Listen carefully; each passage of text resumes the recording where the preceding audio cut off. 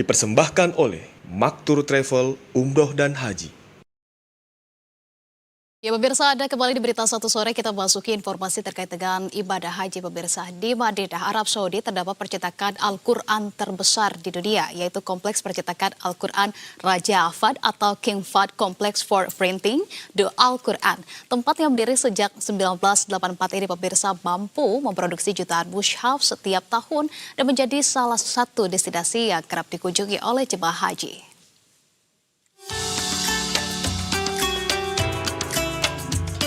Berjarak sekitar 10 km di utara Masjid Nabawi, Kompleks Percetakan Al-Quran Raja Fahd menjadi pusat produksi mushaf terbesar di dunia. Tempat ini didirikan pada tahun 1984 dan dikelola oleh Kementerian Urusan Agama, Wakaf, Dakwah, dan Penyuluhan Kerajaan Arab Saudi.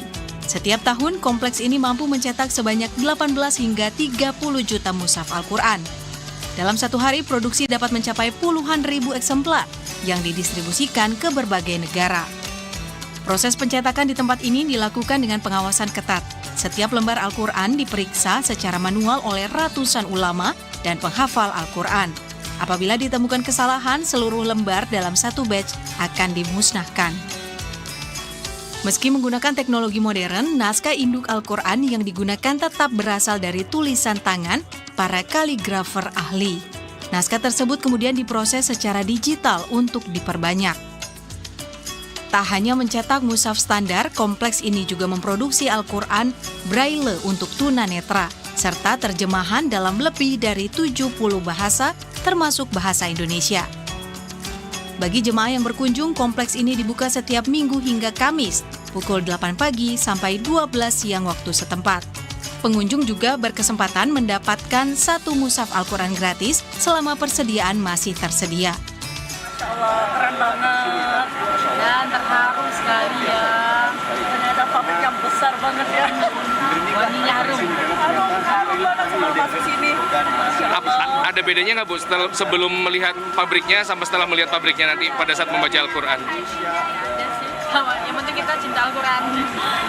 Melihat teknologi percetakan Al-Quran di Arab Saudi ini menurut Al-Quran. Insyaallah, tabarakallah. Selain itu, terdapat toko yang menjual berbagai ukuran mushaf dan produk keislaman lainnya. Hingga kini, Kompleks Percetakan Al-Quran Raja Fahd telah memproduksi ratusan juta eksemplar mushaf yang didistribusikan ke berbagai belahan dunia. Tempat ini menjadi salah satu pusat penting dalam penyebaran dan penjagaan mushaf Al-Quran secara global. Dari Madinah, Arab Saudi, Agni Raharjo, Berita 1 Media Center Haji 2026. Pemirsa, jemaah haji khusus Arba'in Patuna Travel menjadi rombongan pertama yang berangkat ke Tanah Suci dari Bandara Soekarno-Hatta. Pada tahun 2026 kali ini, Patuna Travel memberangkatkan sebanyak 1.008 jemaah haji khusus ke Tanah Suci atau terbanyak dari Indonesia. Puluhan jemaah haji khusus Patuna Travel diberangkatkan dari Bandara Soekarno-Hatta menuju ke Madinah, Arab Saudi. Di kota Nabi itu, pemirsa, para jemaah melakukan serangkaian ibadah seperti sholat Arba'in di Masjid Nabawi, beribadah ke Raudah, hingga nantinya diberangkatkan menuju ke Makkah jelang puncak haji. Patuna Travel menegaskan komitmennya pemirsa untuk memberikan pelayanan optimal, pendampingan menyeluruh, serta fasilitas terintegrasi untuk menjamin keamanan dan kenyamanan jemaah.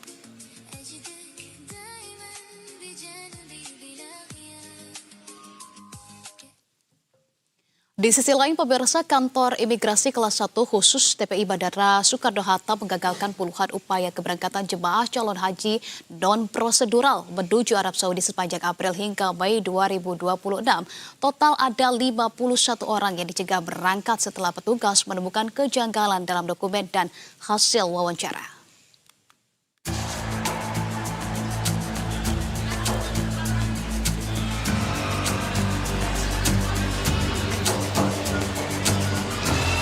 Petugas imigrasi Bandara Soekarno-Hatta terus memperketat pengawasan terhadap keberangkatan jemaah calon haji non-prosedural. Hingga 8 Mei 2026, total 51 orang telah dicegat berangkat menuju Arab Saudi. Dari jumlah tersebut tercatat 52 kali penindakan karena satu orang sempat mencoba berangkat lebih dari satu kali. Penindakan dilakukan secara bertahap sejak pertengahan April 2026. Petugas menemukan para calon jemaah menggunakan visa kerja dan dokumen iqomah untuk masuk ke Arab Saudi. Namun saat dilakukan wawancara mendalam, para calon penumpang tidak dapat menjelaskan detail pekerjaan yang akan dilakukan di Arab Saudi. Dari hasil pendalaman, para jemaah akhirnya mengakui tujuan utama mereka adalah menunaikan ibadah haji tanpa menggunakan visa haji resmi. Polisi menyebut para jemaah diduga menjadi korban praktik pemberangkatan haji non-prosedural oleh pihak tertentu.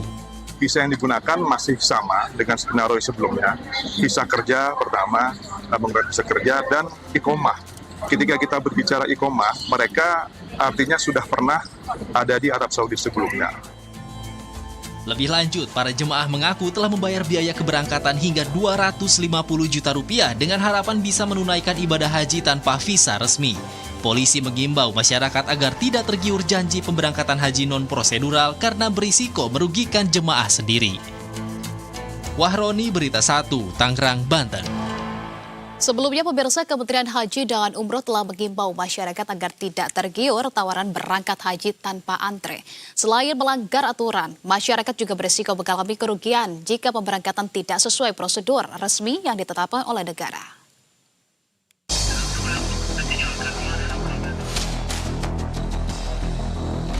Tiga warga negara Indonesia di Arab Saudi ditangkap oleh aparat keamanan Makkah. Belakangan diketahui berkaitan dengan tawaran pemberangkatan haji tak sesuai prosedur.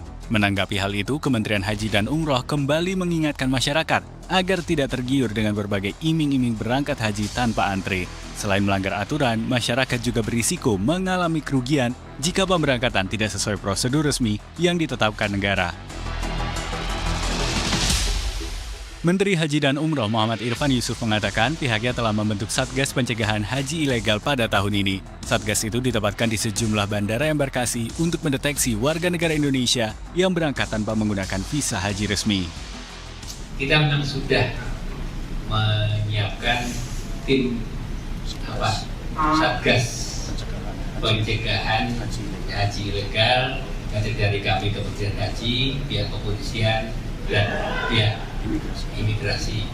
Itu semua akan berjaga di kantong-kantong pemberangkatan seperti Cengkareng, Surabaya, dan beberapa daerah-daerah itu untuk memastikan bahwa tidak ada jamaah kita yang atau warga negara kita yang akan dirugikan oleh mereka.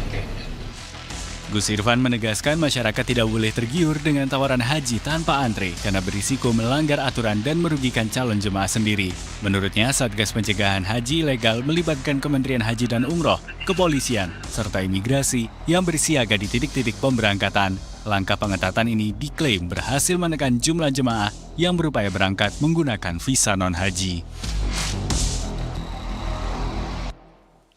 Ya, pemirsa, mencuatnya kasus jual beli haji ilegal menjadi peringatan bagi masyarakat agar tidak mudah tergiur dengan promosi hingga transaksi ilegal terkait ibadah haji.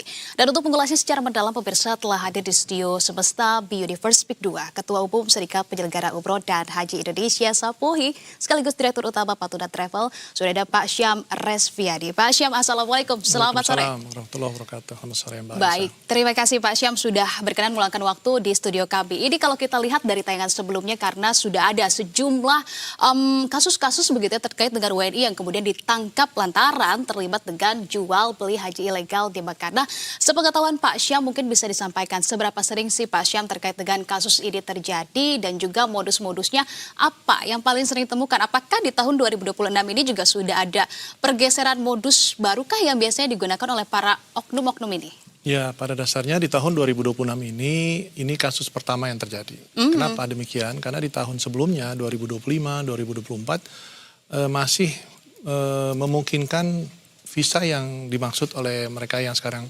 mempromosikan di media sosial di Arab Saudi itu adalah dengan visa dahili, yaitu menggunakan visa pekerja, datang pertama kali umroh, lalu paspornya diproses untuk mendapatkan izin kerja, kembali ke Indonesia.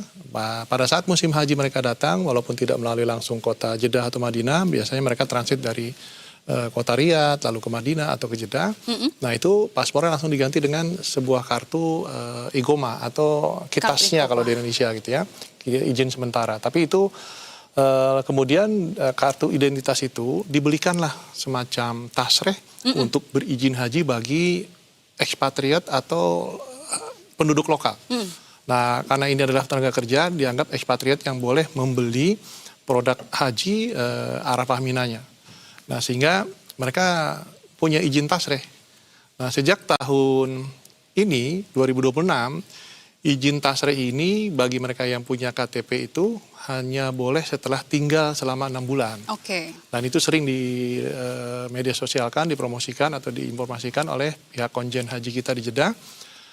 Namun sepertinya kurang masif informasinya, sehingga masih ada juga yang tergiur untuk berangkat dengan sistem visa haji dengan tenaga kerja ini. Nah, artinya kan masih ada kemudian pasarnya masih ada saja. Kemudian kalau kita lihat selalu begitu ya yang menjadi korban-korban. Apakah kemudian menurut Anda ini memang karena panjangnya kah antrian terkait dengan ibadah haji ini para calon jemaah haji di Indonesia atau seperti apa sehingga memang dari kita memang belum memumpunikah untuk kemudian mewadahi begitu dari jemaah calon haji kita yang sangat panjang ini? Ya, antrian tidak terkait langsung dengan mereka yang ingin pergi haji tanpa antri. Karena memang kita merasakan pasarnya ini berbeda. Oke. Bahwa mereka yang tidak antri ini sesuatu yang memang mereka punya nilai lebih atau punya daya beli lebih, sehingga mereka merasa bisa pergi tanpa harus antri, berlama-lama dengan persyaratan-persyaratan yang 2 tahun ke belakang atau tahun lalu ke belakang itu masih bisa. Yeah. Namun di tahun ini mereka nggak tahu kalau sudah sama sekali tidak bisa, sehingga memang masih kemungkinan akan terjadinya penipuan-penipuan dari pihak-pihak tertentu yang memang ingin memberikan solusi dari kebutuhan orang ingin pergi haji tanpa antri ini. Walaupun ternyata prosedurnya sudah berbeda. Yeah.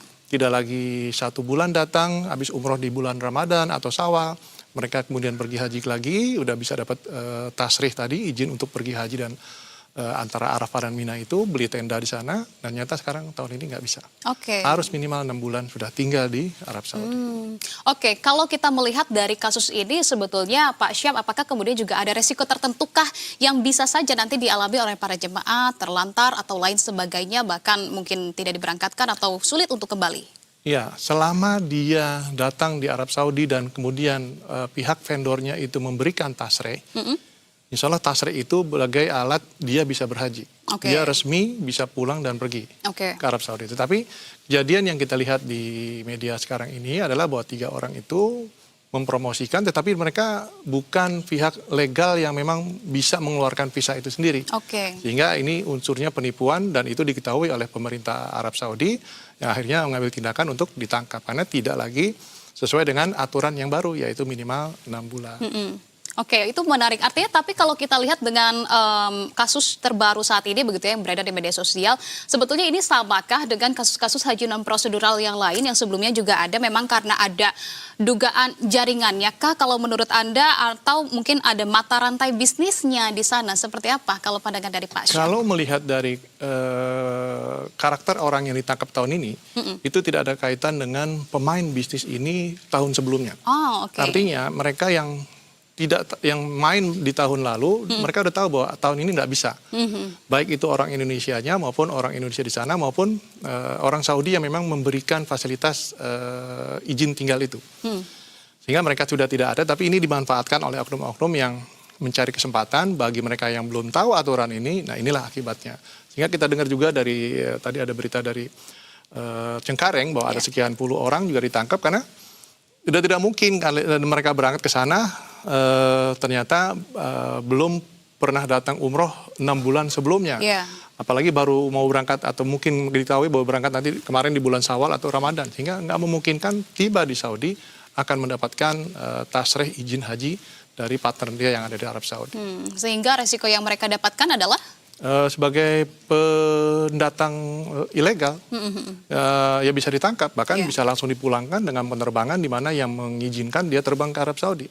Tapi alhamdulillah dengan sudah ketangkapnya duluan di Cengkareng atau di embarkasi keberangkatan, itu meringankan para airline maupun jemaah itu sendiri pada dasarnya ya. Kalau memang dia merasa bahwa dia memang tidak tahu kalau aturannya berubah seperti tahun ini. Oke, mengingat juga pemerintah kita Indonesia begitu, terutama dari Kementerian Haji dan Umroh ini juga kan sudah sangat tegas sekali, bahkan ketika memang adanya jemaah haji non prosedural yang ditindak begitu oleh pemerintah Arab Saudi, tampaknya juga pemerintah Indonesia tidak akan turun tangan karena itu sudah merupakan aturan baku yang dijalin kerjasamanya dengan pemerintah Arab Saudi juga. Ketegasan ini menurut Pak Syam seperti apa?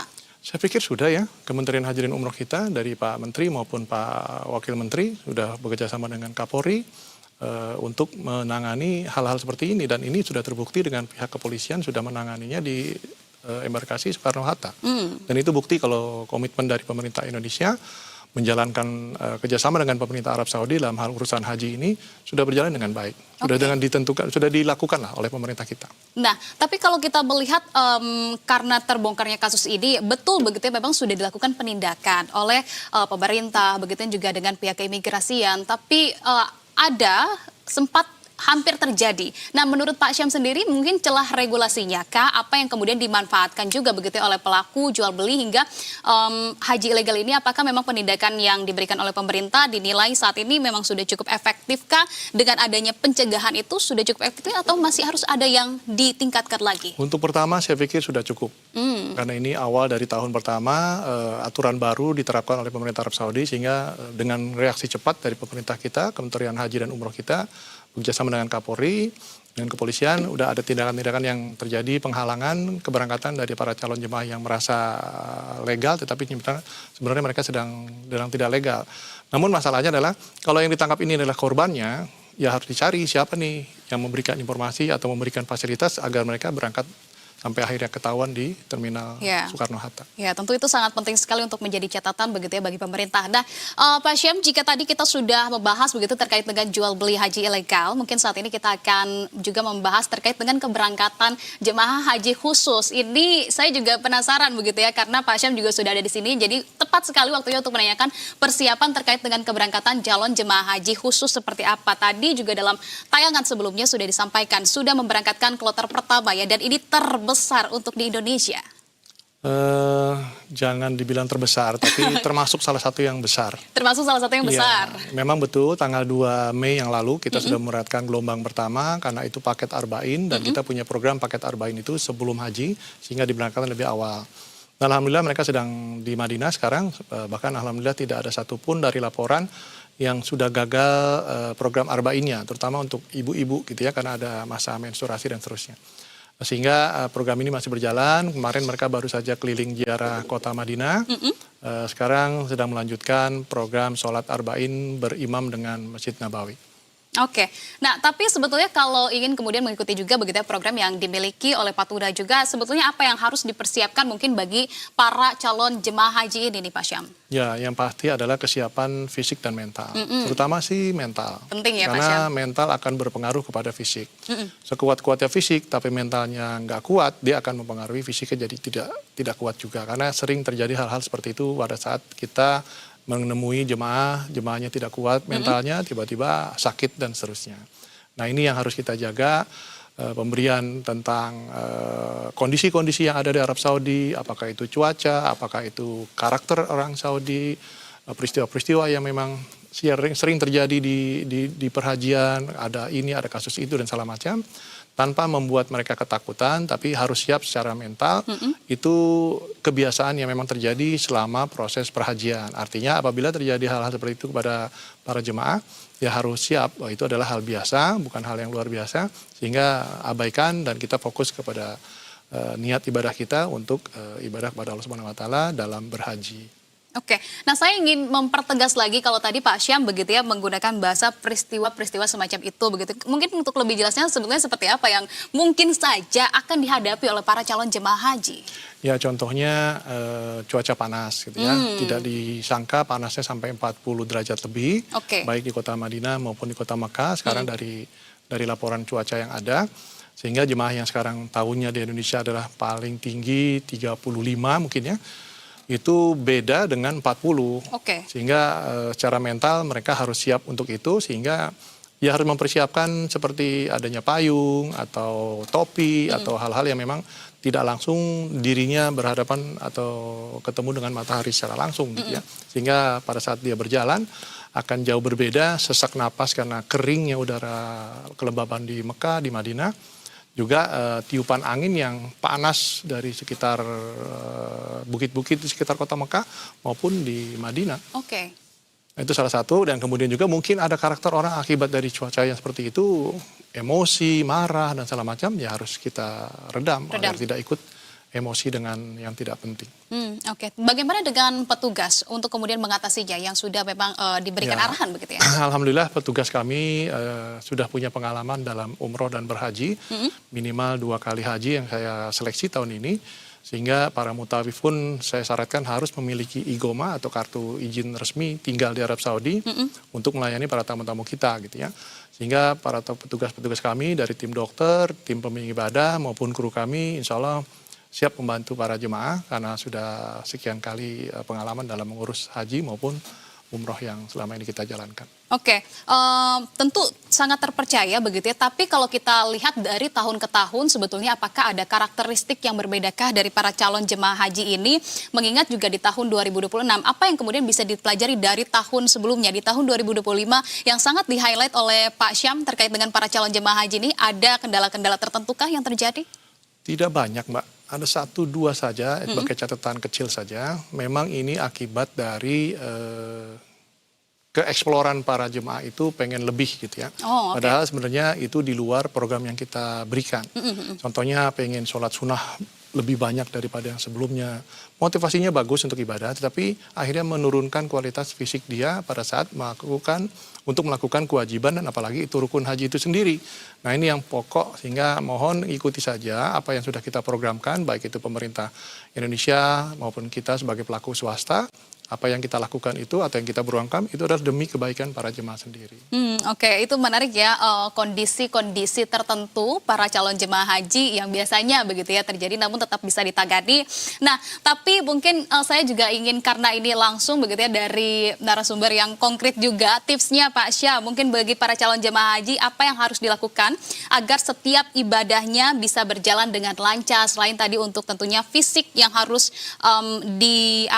dimonitor juga kesehatannya, karena kita tahu para calon jemaah haji kita kebanyakan ini kan dari lanjut usia begitu ya Pak Syam, tapi kalau dari travel sendiri nampaknya jauh berbeda juga ya Pak Syam? Jauh, kami itu hanya punya 1 atau 2 jemaah yang di atas umur 65 tahun, sisanya di bawah 65 tahun. Bahkan sejak tahun 2013 saya itu baru sadar kalau saya juga bertambah umur, tapi kok jemaah saya semakin muda. Oh ternyata jemaah itu relatif rata-rata memang 40-45 maksimum 65 tadi gitu ya. Cuman saya yang bertambah umur merasa kok sekarang muda-muda. Enggak, ternyata saya yang udah lebih tua, sehingga nggak banyak Mbak kejadian-kejadian yang memang di luar yang kita tidak harapkan gitu ya. Kalaupun ada, insya Allah kita udah siap semua bakal untuk menangani para jemaah untuk yang kebutuhan tertentu, menggunakan kursi roda, ambulan, sakit yang ternyata mendadak, komorbid yang tidak boleh dia lupakan sehingga akhirnya timbul di sana ternyata akibat dari tidak sesuai dengan minum obatnya dan segala macam, insya Allah kita udah siap semua. Oke, baik pemirsa, itu menjadi catatan yang sangat penting tentunya, terutama adalah bagi calon jemaah haji yang baru saja mungkin ingin mendaftar atau mungkin ingin melaksanakan ibadah haji di tahun berikutnya. Ini hal-hal yang harus diperhatikan pemirsa. Informasi langsung dari pakarnya, dari Pak Syam begitu. Terima kasih banyak Pak Syam atas informasi dan juga pandangan yang sudah dibagikan bersama dengan kami. Salam sehat selalu kalau begitu. Terima kasih sudah bergabung bersama kami di Berita Satu Sore. Terima kasih.